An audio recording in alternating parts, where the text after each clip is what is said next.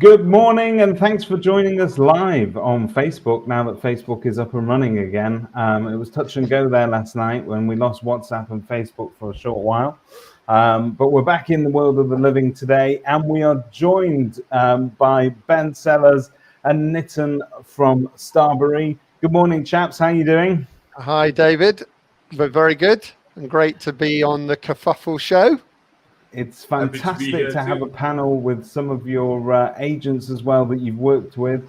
So I'm going to introduce Trevor Haynes from Cambridge Property Lettings, a self-confessed accidental agent, but quite a few years into it, is accidental no more, and now manages quite a few hundred properties and has a very established pedigree in the business. We have George Cobb, who looks like he's working for Starberry today, but I think he knows about product placement, so he's wearing all of their merch. Good morning, George. Morning, David. Really nice to be here. Thanks very much for having me. Looking forward to it.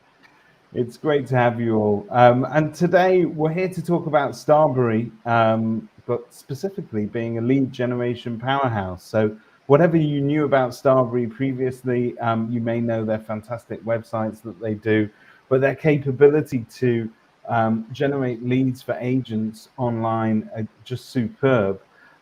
So Ben and Nitin, I think I'm going to hand over to you initially to sort of introduce what do you think the biggest challenge for agents is right now when it comes to generating online inquiries? Has the online valuation tool had its day? I think that it's just a tool, as you said. It can be a very useful tool somewhere in the journey. But if you're going to just dump someone in straight onto it, you're not going to get the answers you want. You know, you've got to tell your story. You've got to have stories. You've got to have your creative campaign in which it is, placed somewhere along that journey. So I think one of the reasons that we were delighted to invite Trevor and George to this call was both of them have, and their businesses have always embraced really going over and above the call of duty and not being absolutely never wanting to go down the sort of cliched estate agent route with my famous Lego houses and handshakes and keys, and that's job done and there's your instant valuation. They've actually thought about what it is that they're doing and the USPs for their own businesses. And together we've actually created some really valuable, engaging content that right as we speak is smashing it out of the park in terms of driving valuable leads. I hope that they can can support me on that one as well. Yeah, another thing that we... Oh, sorry, go ahead. Yeah, no, go on, Nitin. Yeah, another thing that, I want to highlight over here is with the agents out there, especially our clients, when the market's doing really good, they're focused on their prime source of business, that is actually getting the sales done, getting the lettings done, etc. And that's not the point of time where they can actually devote enough time to creating content, working on strategy on the digital space. So that's where we come in, and we take that pain off their shoulders so that we work along with them to drive more leads.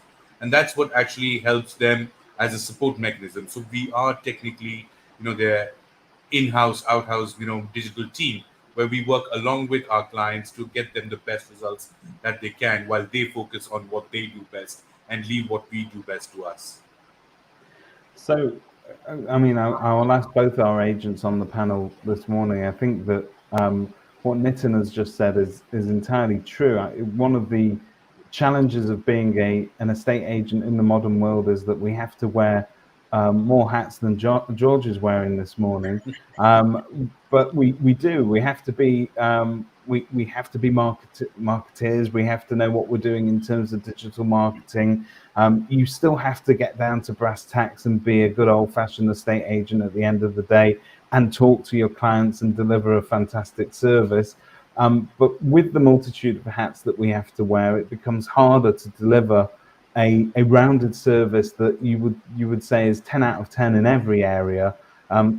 if you're lucky, sometimes you get to pick one and do that really well, and the others suffer. So I take it working with Starberry, therefore, has been an absolute blessing and music to your ears, George.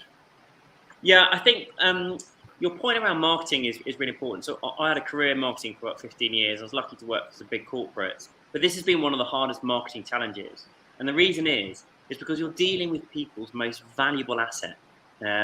And you've got to take that really seriously. And that requires you to think very carefully about how you're going to sell and therefore market this proposition and this asset. And you've got to do it well, and you've got to do it to a really high standard. And therefore, it's about the whole mix.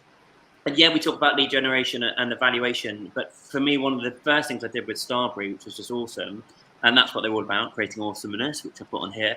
Right on. So it is the website, because that's where a lot of people are going to go. And that's one of the things that Starberry did so well for me, is they just created an awesome website. And that's a lot about the brief to them, and we'll talk more about getting the best out of your creative agency later maybe. But for me, is you can drive people to the website, but it's not just about your valuation tool. What's the story you're telling? What's the content that you've got on there? And you're convincing not only potential buyers and tenants, but also your vendors and landlords that you are the best person or best agent to market their most precious asset. Can I just compliment you on your website, both George and also the fellas at Starberry, in doing copious amounts of research, as I do for every webinar, hours and hours. But 5 minutes before the show started, I Googled you. And when you hit your landing page, it is very quickly, you become aware of the fact that this is not just another generic estate agent, as Ben says, with the pictures of a couple handing over the keys to the house or whatever it normally is. But this is almost like a family-run business that is focused on people within their communities, a local agent that can help people, and it's just got a lovely, warm, loving, sort of friendly vibe to it.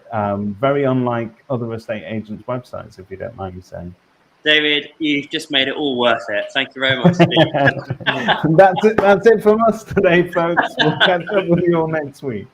But I presume that's entirely by design in terms of the look and feel that you were looking for. We were really clear. This is about 6 years ago, the collaboration with Starberry started, and I was very clear on the brief, and I've still got it.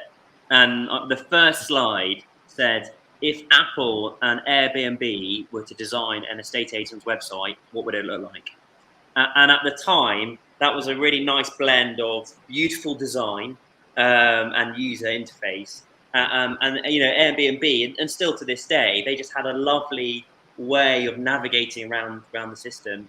And therefore, Ben and Nitin and the guys just brought together this wonderful creative team. And we as agents, and not just agents, as a client, we have a really important responsibility to focus on the brief, because that's a classic saying, you get out what you put in. And you've got to inspire these guys. You want them to feel excited and motivated. I want them drinking the Daniel Cobb Kool-Aid. Okay, and in order to do that, I've got to bring the energy to the party as well. Yeah, and I think that to give you credit, George, he didn't spend decades at some of the top ad agencies for nothing with obscene budgets. He came here with not so obscene budget, but a sensible one. But where he might not have had the budget, he put in so much effort with his team. And we always say it's a collaborative game, this. It's not just Starberry, go do it. It's actually, we need to connect. And I think we connected so well. We loved it. We all went over and above the call of duty.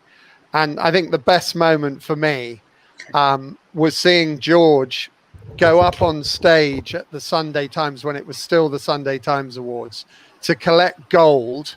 And Peter Knight had told him the night before, no, you're not allowed. We're too oversubscribed. You're not allowed to have any suppliers joining the table because we've got too many agents that are part of the Property Academy that need to go. So George and I had this little ploy. And if you see the picture, we've got it knocking around. There's George with Matt Dawson, I think it was, George, Yeah, wasn't right. it? Yeah. And he's holding his mobile phone and I'm on FaceTime as George is collecting the gold award. But really, I mean, Right. when I go on the site today, and I think we built that in 2015. Now, of course, we've iteratively changed it. And George reminds me of how many people copy it. We have seen some literal copies. But it was built to evolve, and it was built to contain thoughtful, creative campaigns, which we knew together we were going to do. So it really has been great and continues to be. So, talking to Trevor now, maybe Trevor said something off camera before, which was a lovely moment between him and George, where he said that one of his briefs to Starberry was, "Give me what George has got. I'll have 2 of those." You're muted, Trevor. Let's Sorry, we unmute got you Trevor, muted. 1 second. It's back on again. We started looking at website design, and I looked to see who had won the Sunday Times Award. So once I'd spotted George, I then realised there was something called Starberry. And interestingly, I went to an ALA conference and sat next to Miles Shiplake, who runs Rightmove, quizzed him, and he said, that's the man to go to. And so that's how we got involved with Starberry. But I think the point I would make is that we're very different because we're very small. We haven't got a George who's an expert, and the problem is multiple hats. So I've always said the secret in life is to know what you're not good at, which is why I employ lots of people to do everything. And so equally, that's why we have Starberry. So Starberry is in fact in-house, as it were, marketing team who reach all sorts of aspects for us. And I think that's essential for a small agency like us. But it starts, I think, with knowing who you are. You've got to know who you are, what you stand for. You know, when we're talking of leads, there are plenty of leads I don't want. But I need the few that really align with what we stand for. And I think that's the key. Because if you just try and do a scattergun, you just get too many leads, you don't know who you are, it's not what you want. So I think working out your values, working out what you stand for, and then building from that is where you start. It's a really good starting point to sort of define your objectives. Particularly, we touched on it earlier, you don't need to have a budget that is as big as some of the biggest names in our industry. Because if deployed correctly and using a more modest budget correctly, it does allow you to go toe-to-toe with the big boys and deliver some real results. But I'm going to hand over to the guys at Starberry to explain how this works, because having a pretty website in itself isn't enough to generate leads. So how are you doing it, and how are you doing it in such a way that you're getting quality leads as opposed to stunts, which is easy to generate? Yeah. So, one of the things that, especially working with George and Trevor, is that they are very open to new ideas. So whenever there's something new that we feel is, slowly picking up steam, we probably need to, start incorporating them into our whole marketing mix. They're usually the first ones to say, yes, let's give it a try. And that's the kind of trust that we've built over the years. And, vice versa, whenever they come across something, they really, pass it on to us. And then we try to make the best of what we could. Just to give you an example, George had a brilliant idea where George, is a very passionate army man himself. And he really wanted to have a campaign that talks about, hiring ex-army veterans, as handymen. And we felt that was something that was beautiful. We really don't need to milk it for leads, but that's a wonderful story that we really need to build around. And then we went ahead and did that. We did a couple of videos. We had changed the website a bit to reflect it, created a bit of content. And then the leads that come in who are from people who actually read those stories are the kind of people that George probably wants to interact with. Similarly with Trevor, recently, Trevor has given us the go ahead to start looking at videos, and we've been, trying out different stuff. So we're still very early to figure out what those, videos are that we can really work with.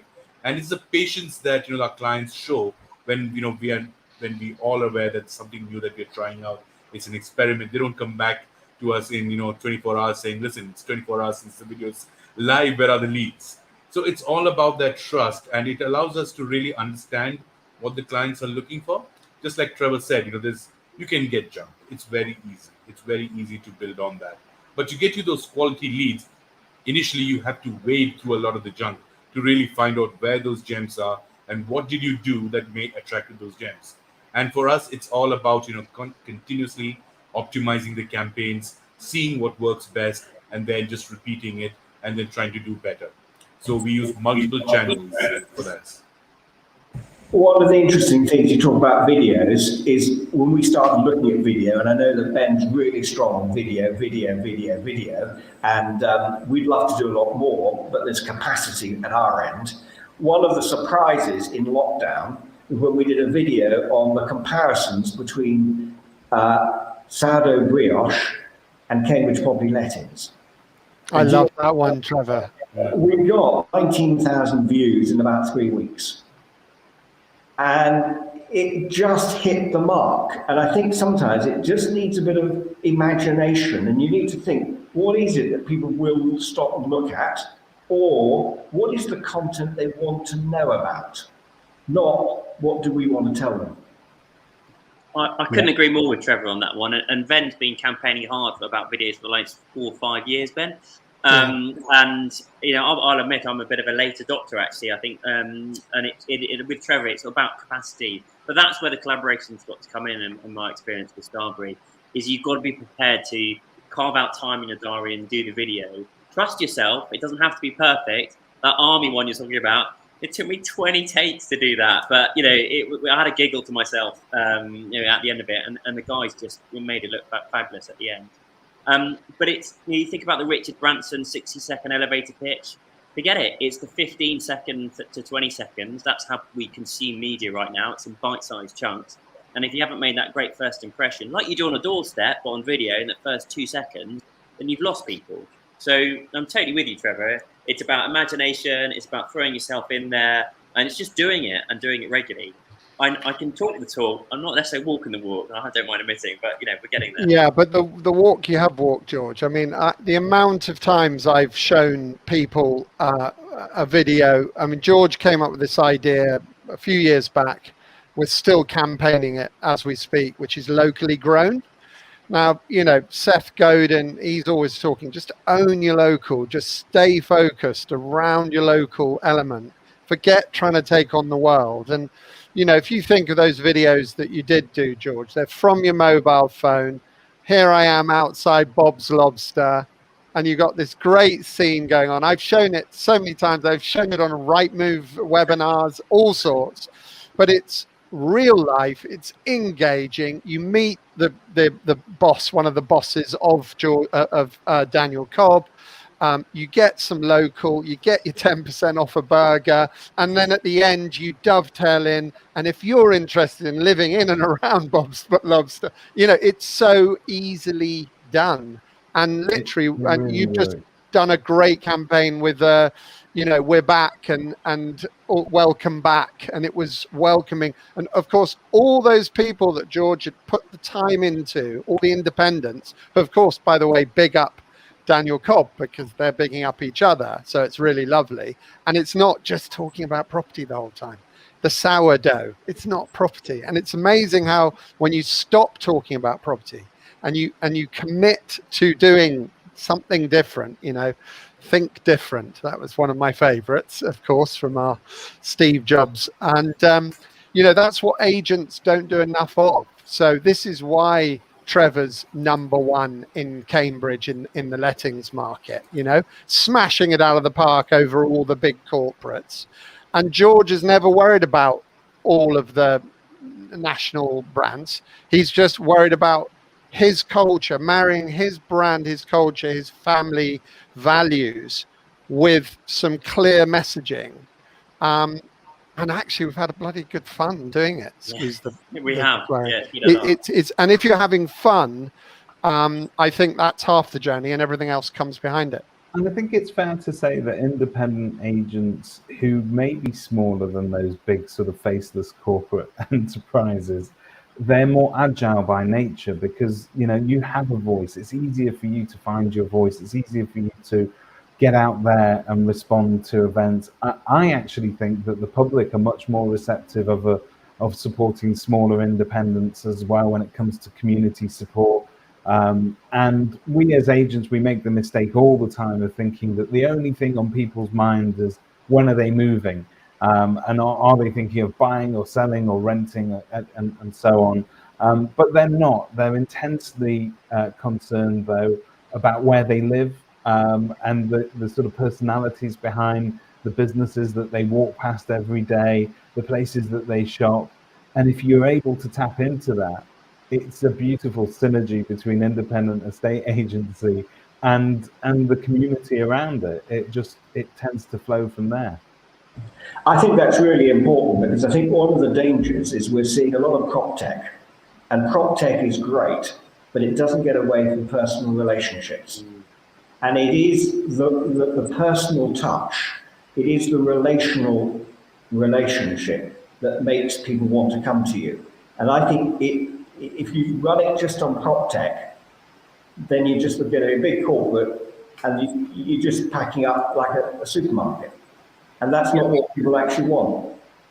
I totally agree, Trevor. One of the things that I think people forget, or certainly agents would do well to consider, is that we're very good when people move into an area and when they move out, but we don't think about that time in between.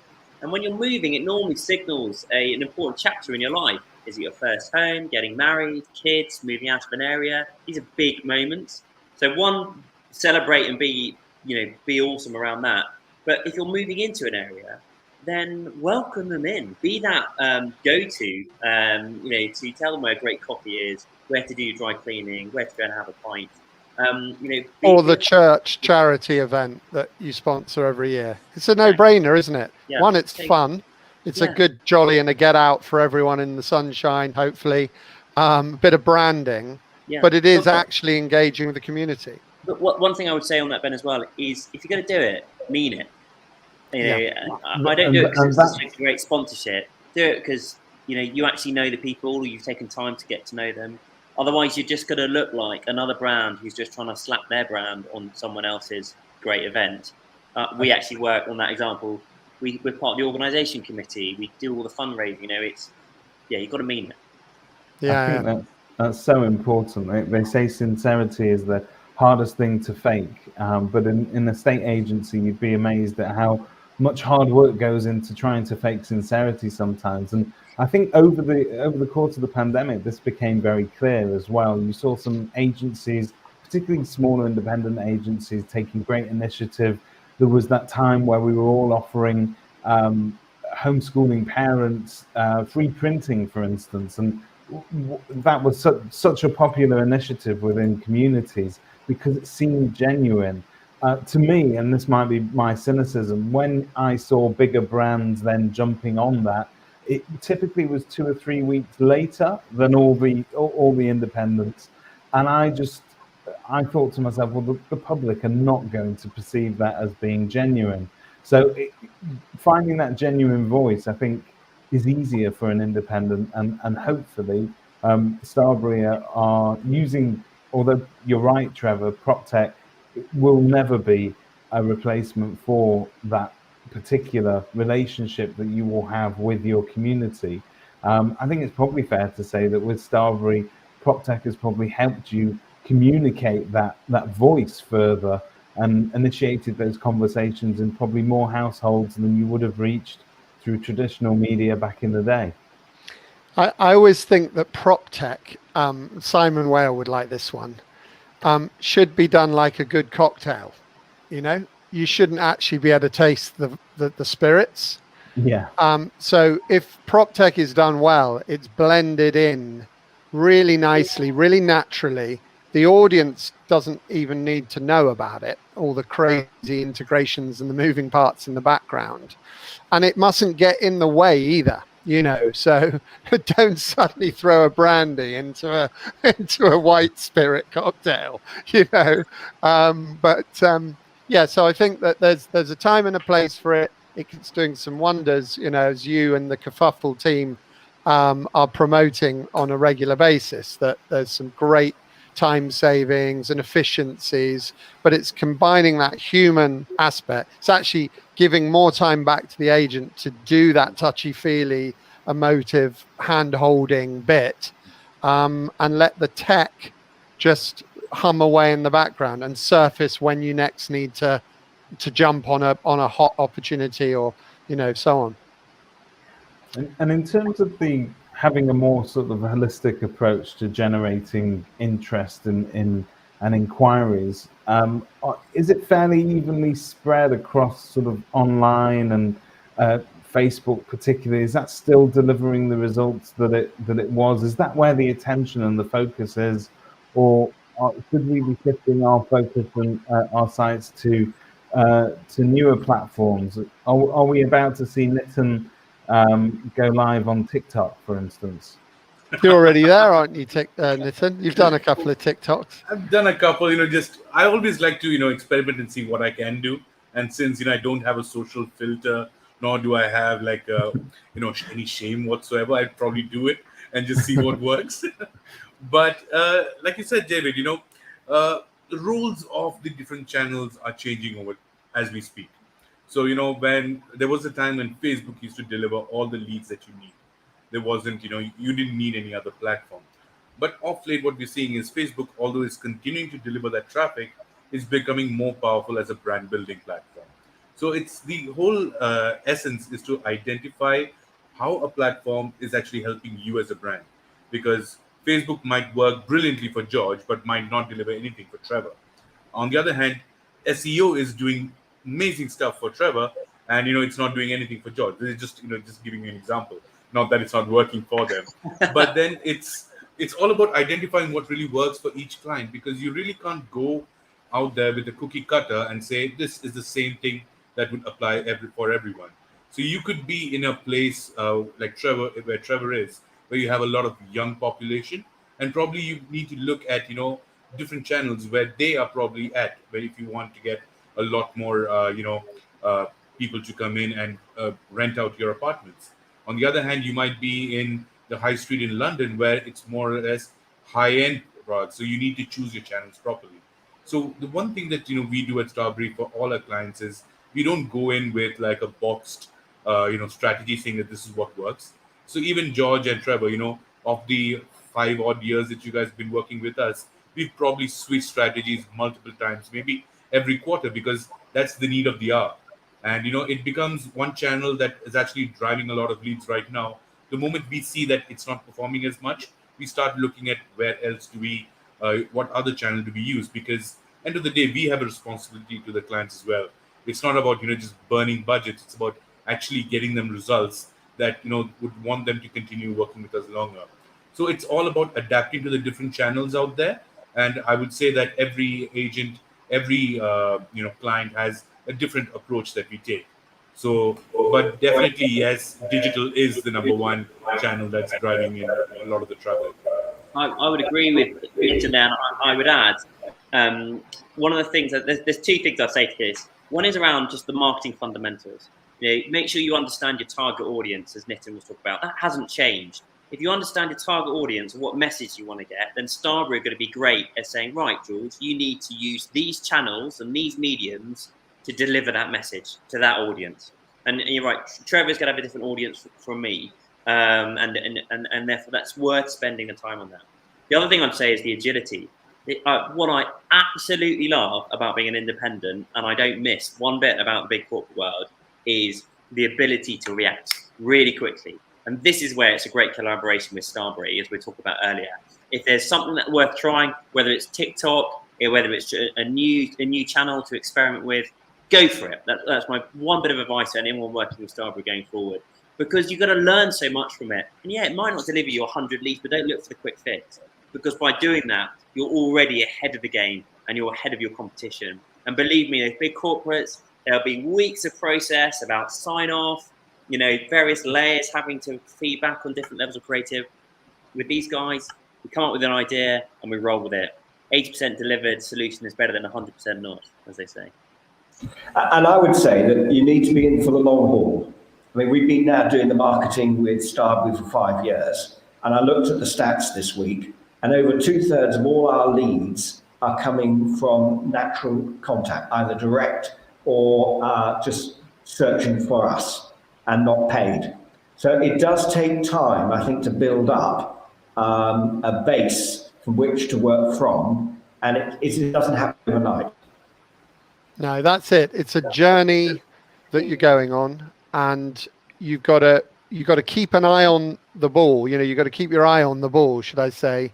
You've got to look at your website. You've got to look at your conversion rate optimization. So, you know, is that form working? Is it optimal? I mean, we're always looking at that sort of thing. We just had a full makeover, didn't we, Trevor, on your site just literally last week or so, really working out what are the primary calls to action, stripping down any unnecessary clutter, because it's not a complicated, it's not like got multiple different channels. It's landlords and tenants primarily, it's property management, you know, and it's very focused. And you know, making sure that you review what you're doing. So over the years, I mean, we've done a number of MOTs on the websites. We do iterative changes. We don't just plow in with, you know, dramatic changes. The problem is, if you do that, you have no idea what it was that worked or didn't work. And then you've got to be agile as well to the market, because, you know, depending on what bomb goes off, what coronavirus kicks off, or Brexit, or whatever else is served up to us, you've got to steer accordingly. Sometimes it's a team game. You've got to reduce budgets because you just have to, you know. But the great thing is that we stay in close contact. We don't waste any time, you know, mucking around. We don't mind hearing bad news, because I think you've got to serve good news and bad news, haven't you? The people who just ignore and just get the SEO report every month, don't look at that thing. That's just a waste of time. And we don't want to waste people's time. We'd much prefer to hear that isn't working. But in the same breath, as Nitin highlighted, you've got to give it a good run. Don't just test it for 2 weeks and say it isn't working, because that's not realistic. So it is a real kind of team thing, and a bit of an education. So we're learning about the property market all the time, and we're trying to adapt the digital to reflect that. The other thing is like little things like, you know, again, down in lockdown, using things like Calendly, you know, conversational forms, all these little things that we find that, you know, video ask, there's all sorts of little functions that we find are working over here. So what we try to do is always share them. Now, whether they're appropriate for George or Trevor at the time is another thing altogether. But it is a really fluid process that we kind of follow. And it is a long-term process, because I suppose, George, you'll know this from other sort of marketing backgrounds. When you're trying to get people to buy a product online these days, it's a fairly simple proposition. Here's the can of Coke. It costs 50p. Click here and you can have it in your hand within an hour, whatever the proposition might be. With property and with generating interest for estate agents, it's a long game. What you're doing is you're trying to engender trust. You're trying to build trust with and communicate a voice and a message to the public that might not actually be of any value whatsoever, either in an hour or a week or maybe even a year. But 2 years down the line, you might hope that next time they're thinking of moving, they remember a really pleasant interaction that they had, and that they then know who they're coming back to, because it's a much longer term proposition. You have to be in it for the long game. If you're not willing to invest in those relationships and you're expecting instant results, then it's not the industry for you, is it, really? Absolutely right, David. I couldn't agree more. These aren't low ticket items. This is possibly the biggest thing you'll do, you know, the largest amount of money you'll spend. Whether you're renting or selling, you know, it's still a significant amount of money. And therefore, it's all about those quality interactions. And of course, people look at different touch points, which is why you've got to look at the whole marketing mix. You know, you've got to know what your short-term and your long-term play is. The long-term play is the investment I've put in with all the local businesses. That really came to fruition because, for example, during COVID, I reached out to them just to check how they were, not for any sort of personal gain or brand building exercise. But as a result, it then led to learning more about some of the challenges they've had. I then did a few interviews with them, and then that led to this wonderful campaign, Welcome Back to the High Street. And then we did a complete takeover of our window displays. And people remember that, and I've had, and this is where it becomes all worth it. And this is what, 2 months ago, I have a client come and say, George, I'm selling with you. I'm not instructing anyone else because I love the campaign you did with Welcome Back to the High Street and what you did for the other local businesses. And people remember that stuff. So you're absolutely right. But there's no quick win. There is definitely no quick win. And I think from our, what's the whole, we're all learning as we're going along. There was a period, I don't know, social media a few years back. It was just like something that the estate agents were playing with. We didn't really believe it. It wasn't really delivering anything and so on and so forth. Obviously, times evolved.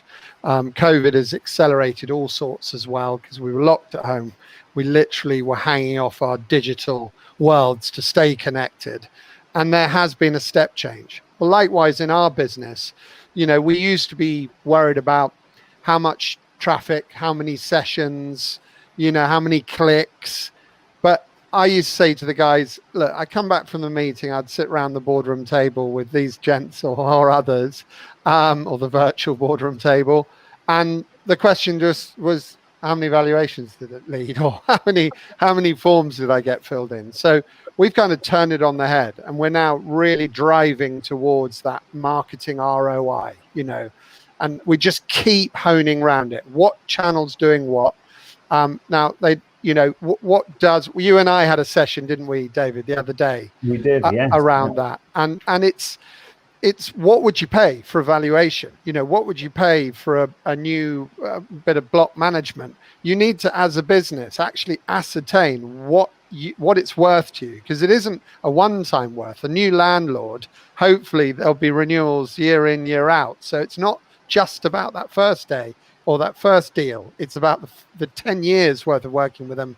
So having those figures and then setting targets and managing budgets, and also managing what, as Trevor alluded to, how much time you've got in the day.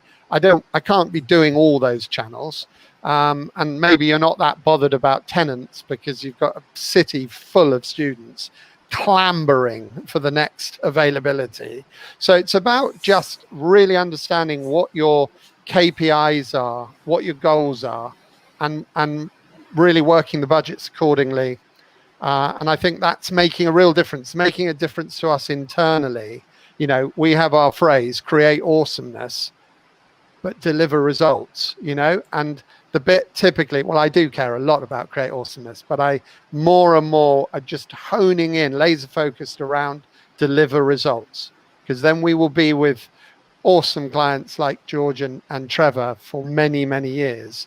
But if you don't, it's really interesting what you say. I speak to hundreds of agents, and you will never hear an agent say, oh, I'm struggling to find tenants for properties, or I'm struggling to find buyers for properties. They've sort of got that down. If they've understood the formula that if they've got the bait, the fish will come. And so they need those instructions. And so all the focus of an estate agent's marketing machine tends to go into generating leads. But when we talk about leads, we're not talking about people that necessarily want to rent a property, but it'll be a landlord that's looking for somebody to rent their property or look after it, or a seller equally. And that's where the focus is. So I saw an interesting statistic in some of the information that you sent through, that you've been able to reduce the cost of valuation leads quite really significantly in some cases, by up to 50%. How are you guys doing this? How's that achieved? Nitin? Yeah.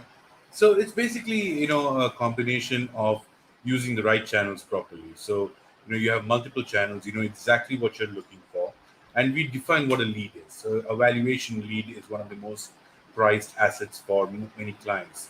So what we've done is we've actually tried to first thing is to get the right traffic in. And second is to actually make the process so seamless that it's completed. You booked in a valuation meeting, or you booked in an appointment with as few clicks as possible.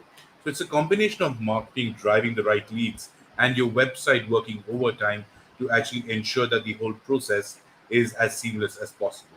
So, and when you start breaking down each of these elements into individual, smaller systems, then it becomes much easier. We find that probably Google Ads is a great source to get targeted people from a particular location with whom we can drive in. On the other hand, social media is helping you nurture the kind of people who visited your website but didn't really get down to putting together a lead. So when they jump off, we have remarketing kicking in, so that you're constantly building the brand and keeping your brand up there. So the next time they decide, okay, fine, I'll go ahead and just try out a valuation, the first name that comes to mind is the website you probably visited 2 weeks ago, but you've been seeing their ads continuously.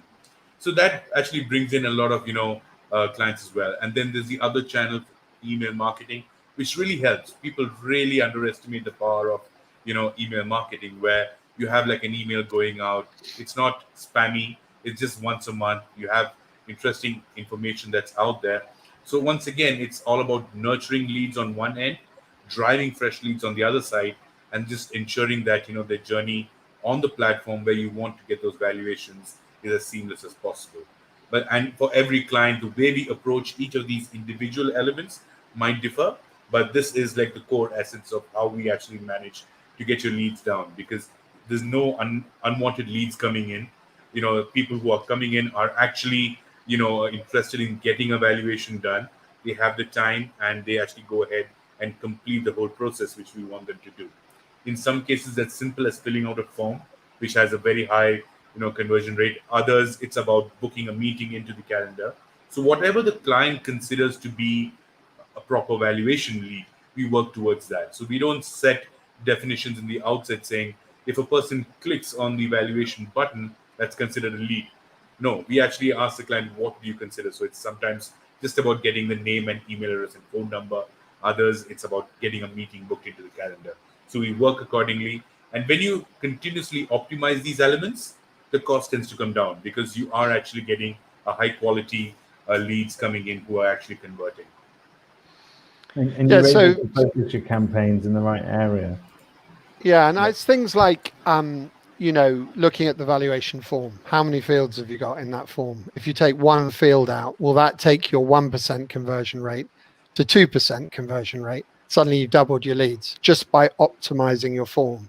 If you're running SEO and you increase your organic traffic, you're currently getting 10 valuations from organic traffic, and then you double your traffic or increase your traffic by 25%.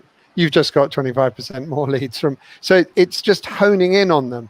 Google Maps, Google Local, I always say it's the lowest hanging fruit. It is just very powerful. It's their secret social media almost. Google, they failed on all their social media, but actually their Google Maps is king of the hill, because people just use their phones, look for you, dial a number, and the phone numbers are tracked. So it's probably the biggest thing for us is making sure campaigns are set up, make sure that all the tracking is in place. Obviously, we talked about the nirvana of connecting right back into the CRMs. We're not quite there with both these gents. Poor Trevor's been on a journey with what we hoped was magic dust, but it's not there quite yet. But George is also on a journey with the CRMs to see if we can bully them into letting us join up the journeys. But if you haven't got that, then what we do is we say, right, there were 15 valuation leads. How many of these people actually listed? We've got the forms. We know what their email address is. So we go offline and we do it manually. But it's doing it like laser focus, doing it meticulously and iteratively, squeezing out the juice month in, month out, and working out which channels it is based on what your affordability is. And they're all different costs as well. So, we'll find that we might get from running Google Ads, we might get a valuation lead for £150, whereas with Google Local Maps, it might be £32.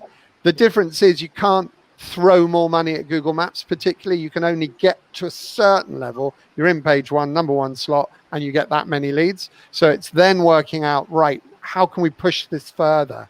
And if you've optimized your forms, or we're now even looking at things like pre-valuation and valuation process to actually help the leads that came in. How can we help them convert better behind the scenes? So it is really honing in around that. And things are changing, aren't they? I mean, you just mentioned the CRM space over there, and it's always been a bit of a bone of contention that however good or big your CRM provider might be, they weren't always the best at playing with others. And in terms of the fabled unicorns of the open API that everybody always claims to have, that suddenly isn't as open as they make it out to be. I think what we've understood is we've got a long way to go. But I think what we've also understood is that the future of our industry very much is in collaborative tie-ups, and that if your tech isn't able to communicate properly together, and you're not able to deliver efficiencies in-house that you're delivering to members of the public. So you've just been talking over there, Nitin, about how easy it is for somebody to book a valuation. We've made it seamless. We've taken away all the barriers. And very often behind the scenes, if the agent has to go through a clunkier process to confirm the same valuation, it's almost like the tech is playing catch up. But Ben, do you get a sense that is starting to change? I mean, we're having some fun now. It's just starting to finally happen. I mean, sadly, the player that's not been really in the market at all, the juggernaut being Salesforce, is showing signs of, well, I say showing signs. They basically do have an open API, force.com. You can do whatever the hell you want. You need the budget, though. You need a developer in-house. So most independent agents do not have the budget to have a developer coding their CRM to fit their criteria. Repits of this world are definitely getting there now. That we have now got our app in Foundations. We can see updates for all the applicants. We can pass information back into the feedback, into the notes fields, and if someone updates their email address in the CRM, it updates in the My account, and vice versa. So all of these things are going to help us with our marketing dollars to hopefully fine tune our campaigns. But there's patience required. We just have to get what we can get when we can get it. And I think that's what together all of us have been doing to date. And we'll continue to keep our nerve and keep pushing on the bits we can make a difference on.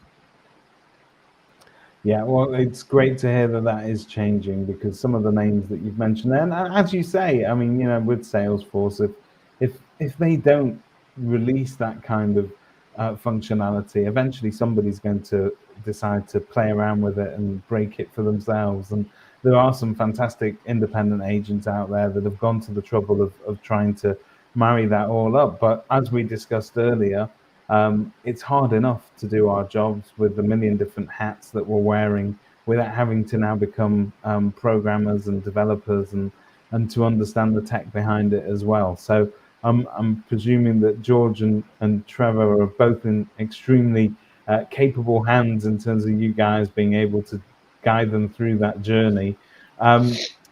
Is there a sense that now that George and Trevor have done the hard work and started their marketing journey, does it become easier over time? Is that something that you'll spend a lot of money on at the beginning, typically as a new agency trying to break new ground, and then over time it gets easier? I don't think it does, actually, because I think the more you know that you should be doing. So in one sense, it becomes more challenging. So before I heard Ben's mantra, video, life was much simpler.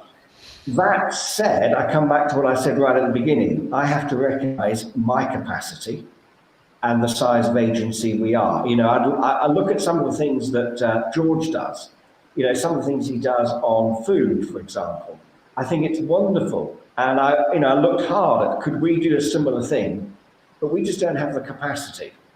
So I think limiting what you do is important and doing that very well. I think the other thing I'd just pick up on is leads. I mean, when we did have our little foray into another software, we learned so much of how to handle leads.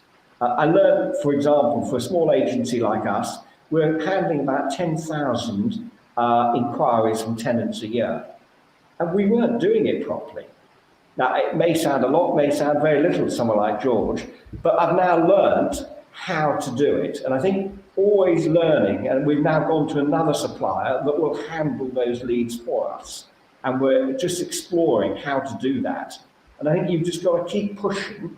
And so when something doesn't go quite right, you learn from it and say, right, what can I now do, having learned from it? I think that's absolutely key if we're going to make really progress.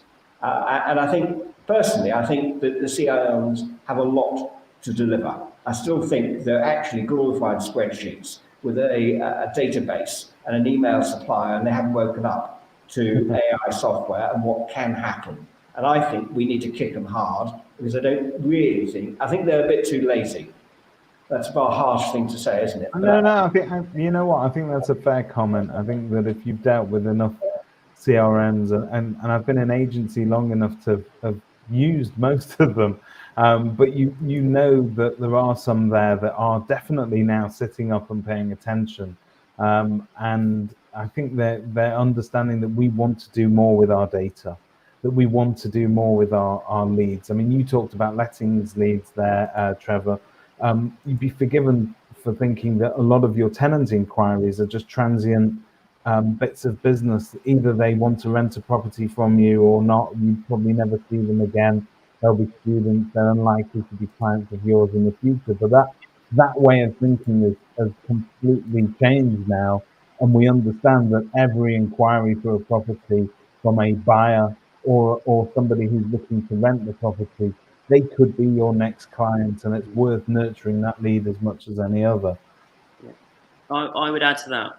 I don't think agents know how lucky they are with the amount and quality of data that we have at our disposal.